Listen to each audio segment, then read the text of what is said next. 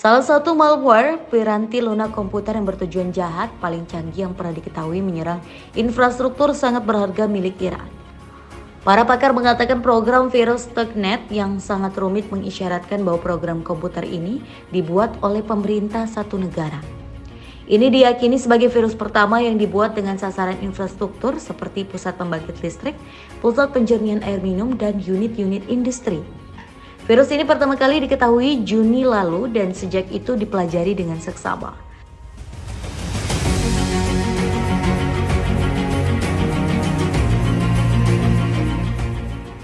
Sejumlah kalangan berspekulasi bahwa virus ini mungkin dibuat untuk mengacaukan pusat pembangkit listrik tenaga nuklir Bushehr milik Iran atau pusat pengayaan uranium di Natanz, Iran.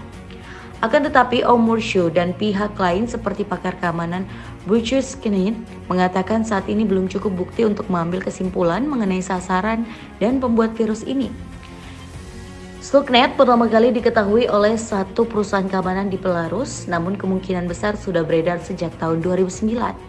Tidak seperti virus komputer lain, virus ini menyerang sistem yang tidak terkoneksi dengan internet karena alasan keamanan.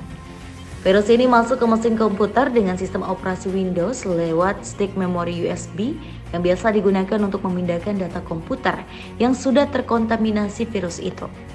Jika virus ini sudah masuk ke komputer yang tergabung dalam jaringan internal satu perusahaan, virus ini mencari konfigurasi khususnya dari program komputer pengendali industri buatan Siemens. Setelah berhasil membajaknya, kode ini bisa memprogram ulang program yang disebut PLC atau Programmable Logic Control untuk memberi mesin yang dikendalikannya perintah-perintah baru. Jika program virus ini tidak berhasil menemukan konfigurasi yang dimaksud, program ini secara relatif tidak berbahaya. Akan tetapi virus ini membuat banyak pihak bertanya-tanya karena kerumitan kode yang digunakan dan fakta bahwa virus ini menyatukan berbagai teknik berbeda. Dia menjelaskan salah satu teknik itu adalah upaya menyembunyikan diri dari PLC dan penggunaan stick memori USB serta 6 metode berbeda untuk menyebarkan diri. Sebagai tambahan, virus ini memanfaatkan kerentangan Windows yang belum diketahui sebelumnya yang dikenal dengan sebutan eksploitasi zero day. Dia mengatakan penjahat dunia maya dan peretas atau hacker biasa sangat menghargai eksploitasi zero day dan tidak akan menyanyiakannya dengan mempergunakan begitu banyak sekaligus. Omurshu sepakat dan mengatakan bahwa analisanya mengisyaratkan pembuat virus ini berusaha keras. Analisanya ini didukung oleh penyelidikan yang dilakukan oleh perusahaan keamanan internet lain dan pakar komputer.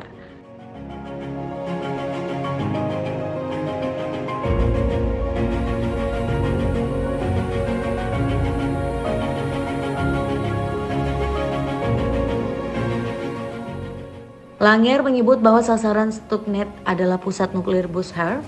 Secara khusus dia menggarisbawahi satu foto yang dilaporkan diambil di dalam pusat nuklir itu yang menunjukkan bahwa virus ini digunakan untuk menyerang sistem kendali meski hal itu tidak dikonfigurasi dan mendapat izin secara benar.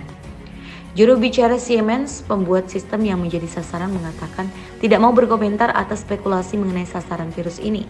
Dia mengatakan pusat pembangkit listrik tenaga nuklir Iran dibangun dengan bantuan satu kontraktor Rusia dan Siemens tidak terlibat.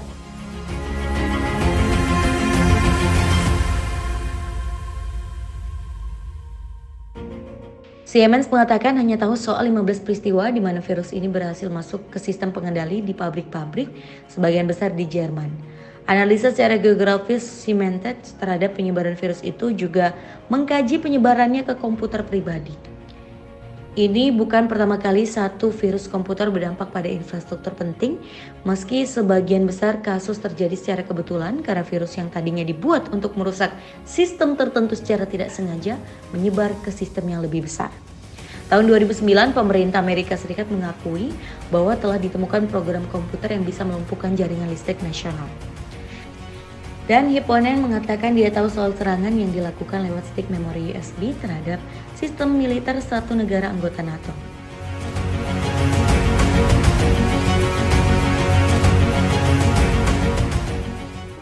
Pada tahun 2007, seorang insinyur Belanda bernama Erik van Saban memasuki ruang pabrik yang sunyi. Mesin-mesin itu berbunyi dengan halus saat dia melangkah masuk untuk mencari peralatan yang dia cari. Dia meletakkan alat-alatnya dan mulai bekerja. Eric adalah pria yang berani dan fokus, siap mengambil risiko, namun dia tidak bisa memahami seberapa besar risiko yang dia ambil pada saat itu. Dia mulai bergerak cepat, ingin menyelesaikan tugasnya secepat mungkin agar bisa keluar tanpa diketahui. Setelah selesai, Eric bangkit, mengusap keringatnya, dan keluar dari ruangan untuk melanjutkan hari-harinya. Meskipun tidak ada yang mencurigainya, Eric Van Saban bukan hanya seorang insinyur industri biasa, ia juga seorang mata-mata internasional. Eric mengikuti perintahnya, tetapi yang tidak ia ketahui adalah bahwa dia baru saja mengubah aturan perang selamanya. Tidak hanya itu, ini juga akan membuat ia tewas kurang dari 2 tahun kemudian. Hal itu karena ini bukan pabrik biasa. Ini adalah fasilitas enrichment nuklir di Iran yang disebut Natanz. Van Saban mengunggah virus komputer ke sana, dan virus tersebut segera dianggap sebagai salah satu malware terhebat yang pernah ada. Rencana untuk memperlambat program enrichment atau pengayaan nuklir Iran terungkap, dan organisasi peretasan yang didukung pemerintah Amerika, yang tidak terdeteksi selama setidaknya 15 tahun, akhirnya terbongkar. Pernahkah kamu bertanya apa yang akan dilakukan sebuah negara saat mereka mengetahui bahwa tidak ada yang sedang memperhatikan mereka? Dalam episode Now kali ini, kita akan membahas salah satu senjata digital pertama era modern. Video ini akan membuka jendela ke dunia spionase yang dijalankan oleh beberapa negara yang terkenal dengan powernya. Pada bulan Agustus 2002, fasilitas Iran di Natanz yang lama tersembunyi mulai terungkap.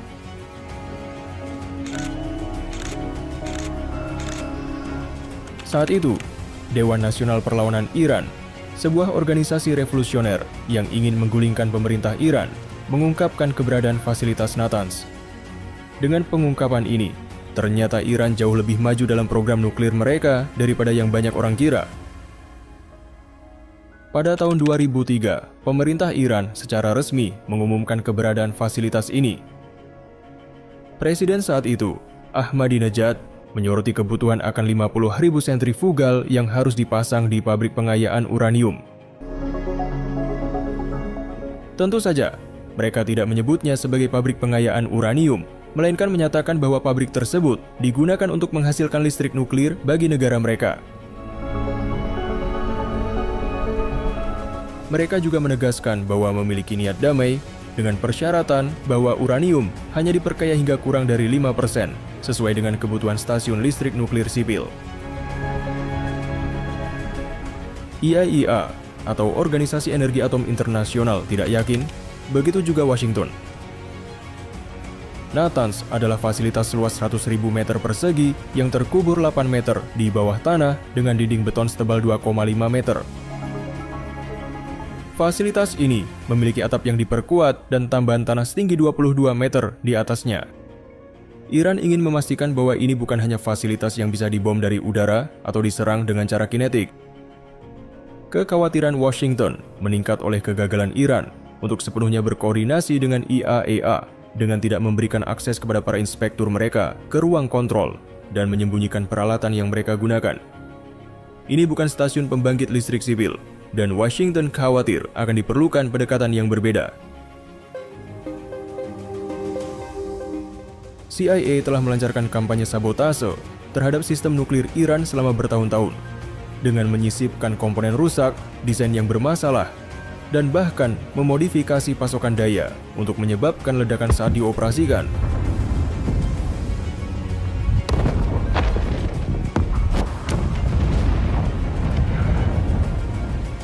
Namun, upaya ini hanya sedikit berdampak pada kemajuan Iran dalam program persenjataan nuklir. Jika Washington tidak berhasil menghentikan Iran sebelum terlambat, mereka akan memiliki cukup uranium yang diperkaya untuk membuat kepala nuklir. Lebih buruk lagi, Israel bisa memulai konflik bersenjata dengan Iran karena Israel melihat Iran yang bersenjata nuklir sebagai ancaman eksistensial bagi keberadaannya. Hal ini akan membuat Timur Tengah menjadi lebih tidak stabil dari sebelumnya pada tahun 2003, yang sudah cukup tidak stabil.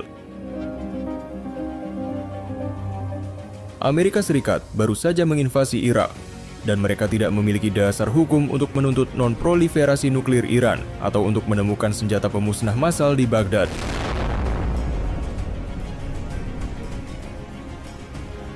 Harus ada cara untuk masuk ke fasilitas dan mengganggu mereka tanpa perlu menembak. Dan saat itulah Jenderal James Cartwright, pemimpin operasi cyber kecil di dalam Komando Strategis Amerika Serikat, memiliki ide. Ide tersebut kemudian menjadi Stuxnet. Tahun 2004, Amerika mulai mencari kerentanan dalam sentrifugal P1. Pemerintah Israel dan Amerika mulai mencoba memahami apa titik lemah dalam fasilitas Iran yang dapat mereka targetkan dengan serangan cyber. Hanya ada satu jawaban nyata untuk ini, yaitu sentrifugal, karena fungsinya untuk berputar dengan kecepatan yang sangat tinggi. Kemampuan penghancuran sentrifugal bisa sangat berbahaya bagi program nuklir. Sentrifugal adalah teknologi yang rumit dan mahal untuk diganti. Hal ini akan sangat memperlambat Iran jika Amerika dapat menyisipkan virus untuk menonaktifkannya secara massal. Untuk melakukan hal ini, Israel dan Amerika memerlukan sentrifugal yang sama yang digunakan oleh Iran, yaitu P1.